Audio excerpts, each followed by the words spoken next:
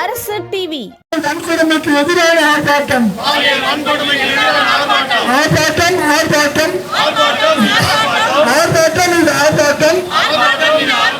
கல்கத்தா சம்பவத்திற்கு நீதி கேட்டு ஆர்ப்பாட்டம்.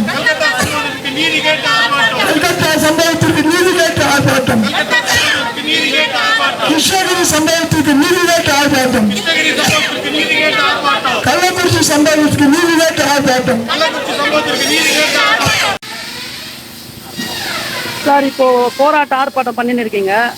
தமிழக அரசாங்கத்துக்கு என்ன சொல்ல நினைக்கிறீங்க சார்? இன்னைக்கு காந்தி கண்ட கனவு காந்தி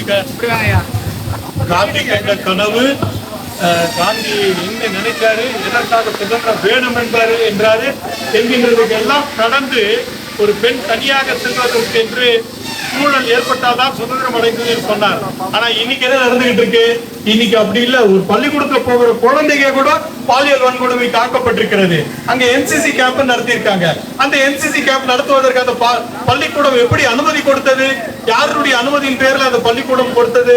அவர்கள் நைட் கேம்ப் நடத்துவதற்கு பெற்றோர்கள் என்ன நினைக்கிறாங்கன்னா, நம்ம குழந்தை போயிட்டு என்சிசி கேம்ப்ல பயிற்சி பெற்றால் என்றால் நாளைக்கு ஒரு காவல்துறையோ ஒரு அதாவது நம்ம சேவை செய்யக்கூடிய பல துறைகளுக்கோ கொஞ்சம் வேலைக்கு பணிக்கு செல்லும் போது வாய்ப்பு கிடைக்கும் என்கின்ற ஒரு பெருமிதத்துடன் பெற்றோர்கள் அனுப்பி வைத்தார்கள். ஆனா என்ன நடந்தது? பாவம் இன்றைக்கு செய்தியை கூட பார்த்தேன். அந்த பெண்ணுங்க மருத்துவமனையிலே அம்மா எனக்கு உடம்பு வலிக்குது என்று அழுகும் போது எவ்வளவு வேதனையாக இருக்கிறது. நமக்கெல்லாம் பெண் குழந்தைகள் இல்லையா? நமக்கெல்லாம் பேர பேத்திகள் இல்லையா? இப்படி நடந்தால் உங்க வீட்டில் நடந்தாக்கா எப்படி இருக்கும்? அரசாட்சி செய்பவர்கள் இதற்கெல்லாம் ஒரு கடுமையான தண்டனைகளையும் சட்டத்தையும் கொண்டு வர வேண்டியது அவசியமா இல்லையா? ஏற்கனவே கள்ளக்குறிச்சியில ஸ்ரீமதியினுடைய விவகாரம் நடந்தது. அன்னைக்கு நடந்தது என்பதுதான் பல்வேறு வழக்குகள் போடப்பட்டது. மக்கள் ஆர்ப்பாட்டம் செய்தார்கள், சூறையாடினார்கள் அந்த பள்ளிக்கூடத்தை. ஆனா பாவம் மக்களுக்கு தெரியாது, அந்த சூறையாடல் மூலமாக சாட்சி ஆதாரங்களை கலைக்கப்படுகிறது என்பதை மறந்து விட்டார்கள். அதனால இன்னைக்கு அந்த பள்ளிக்கூடம் எஸ்கேப் ஆயிடுச்சு. அந்த எந்த ரத்தக்கரையும் இல்ல, எதுவும் இல்ல அப்படின்னு சொல்லிட்டு எஸ்கேப் போயிட்டாங்க. அதுக்கு நாங்க வழக்கு போட்டது என்னன்னா, குற்றவியல் வழக்குல செய்ய வேண்டிய கடமை காவல்துறைக்கு இருக்கிறது. காவல்துறைக்கும் குழந்தைகள் இருக்காங்க, நிச்சயம் நல்லா செய்வாங்க ஒரு பெருமிதம் ஒரு நம்பிக்கையும் நம்ம காவல்துறை மீது உள்ளது. சிபிஐ வேண்டும் என்று சொன்னார்கள். சிபிஐ என்ன ஜெயலலிதா அம்மையார் சொன்ன மாதிரி வானத்திலிட்டா குதித்தார்கள்? இல்ல, அவர்களும் காவல் பணி செய்பவர்கள் தான். நம்ம காவல்துறையை சிறப்பான காவல் அதிகாரிகள் இருக்கின்றார்கள், அதுல எந்த மாற்று கருத்தும் இல்லை. ஆனால் சரியாக செய்யவில்லை. உடனே அங்கே அரசாங்கம் அத்தனை காவல்துறை அதிகாரிகளையும் அங்கே ஆட்சி செய்த அதிகாரிகளையும் உடனே மாற்றினார்கள். ஆனால் தீர்வு கண்டுவிட முடிகிறதா? இன்னைக்கு என்ன வழக்கு இருக்கிற அந்த பள்ளிக்கூடத்தின் மேல? வெறும் ஹாஸ்டல் பிளாக் கட்டுவதற்கு அத்துமீறல் நடந்திருக்கிறது என்ற ஒரு வழக்கு மட்டும்தான் இருக்கிறது. அந்த குழந்தை எப்படி இறந்தால் என்பதற்கான ஒரு தீர்வுக்கான வழக்கே இல்லை. சிபிசிஐடிக்கு மாற்றப்பட்டது, ஆனா ஒன்னும் நடக்கல.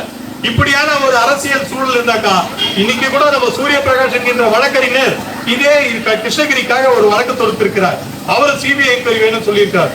அதுல என்ன சொல்றாருன்னா, அரசியல் பின்பலம் உள்ளது இந்த நிகழ்வில் சொல்றார். அப்போ அதற்காகத்தான் அந்த இறந்து விட்டார் என்று சொல்லக்கூடிய சூழல் பார்க்கும்போது சந்தேகங்களை ஏற்படுத்துகிறதா இல்லையா மக்கள் மனதிலே? இதை தீர்க்க வேண்டிய கடமை அரசுக்கும் அரசு சார்ந்த துறைகளுக்கும் காவல்துறைகளுக்கும் இல்லவா இருக்கிறது? அதை உடனடியாக சரியான தீர்வு இல்லவா காண வேண்டும். இதற்கு தான் நாங்க சொன்னோம், பள்ளிக்கூடம் உடனடியா அரசு எடுத்து நடத்துதுன்னா, ஏன்னா இன்னைக்கு கல்வித்துறை மிகப்பெரிய வியாபாரம் ஆயிடுச்சு. ஒரு எல்கேஜி படிக்கிறவங்களுக்கு கூட 1.5 லட்சம் ரூபாய் இல்லாம கல்வித்துறை இல்ல. அப்படி தனியார் கல்விகள் இருக்கும்போது அந்த பள்ளிக்கூடத்தை இப்படி நடந்ததுன்னா அரசாங்கம் எடுத்துக்கோ சொல்லி அரசாங்கம் ஒண்ணுதை எடுத்து நடத்தி காமிச்சதுனாக்கா நிச்சயம் அந்த தனியார் பள்ளிகளை தங்கள் பிள்ளைகளை பத்திரமாக பாதுகாப்பார்கள், பெண் பிள்ளைகளை பத்திரமாக பாதுகாப்பார்கள் என்று தேசிய மக்கள் சக்தி கட்சி ஏற்கனவே இது குறித்து மனு கொடுத்து இருக்கிறது. அந்த மனுவை ஒட்டி இன்றைக்கு இந்த கண்டன ஆர்ப்பாட்டத்தையும் நடத்தி அரசுக்கு இதை எடுத்து கூறுகிறோம்.